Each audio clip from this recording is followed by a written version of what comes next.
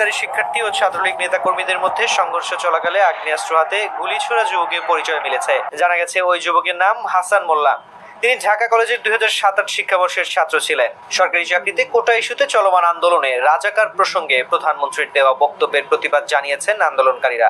এ বক্তব্য প্রত্যাহার এবং সরকারি চাকরিতে কোটা বাতিলের এক দফা দাবিতে সোমবার সারা দেশে বিক্ষোভের ডাক দেন তারা। সেই কর্মসূচি ঘিরে সোমবার ঢাকা বিশ্ববিদ্যালয়ে আন্দোলনকারী শিক্ষার্থী ও ছাত্রলীগ নেতাকর্মীদের মধ্যে দুপুর থেকে রাত পর্যন্ত দফায় দফায় সংঘর্ষ চলে। সংঘর্ষে এক যুবককে আগ্নেয়াস্ত্র হাতে গুলি ছুটতে দেখা যায়। পরে সেই ছবি সামাজিক মাধ্যমে ছড়িয়ে পড়ে। ছবিতে দেখা যায় কার্জন হল এলাকায় নির্মিতব্য আর্থ অ্যান্ড এনভায়রনমেন্টাল সায়েন্সেস অনুষদের নিচে ডক্টর মোহাম্মদ শহীদুল্লাহ হল গেটে এক যুবক আগ্নেয়াস্ত্র তাক করে আছেন। খোঁজ নিয়ে জানা যায় হাসান মোল্লা নামের ওই যুবক ঢাকা কলেজের ছাত্রাবস্থায় থাকতেন কলেজের আখতারুজ্জামান ইলিয়াস হলে।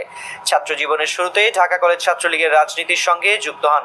ছাত্রলীগের সাবেক সভাপতি সাইফুর রহমান সোহাগ ও সাধারণ সম্পাদক জাকির হোসেনের কমিটিতে কেন্দ্রীয় সহ সম্পাদক পদে ছিলেন।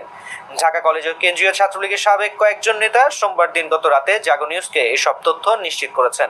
সাবেক এই নেতারা জানিয়েছেন হাসান মোল্লা আওয়ামী লীগের স্বেচ্ছাসেবক লীগের সাবেক সভাপতি মোল্লা মোহাম্মদ আবু কাউসারের ভাগ্নে, যাকে ক্যাসিনো কাণ্ডে দল থেকে বহিষ্কার করা হয়েছিল।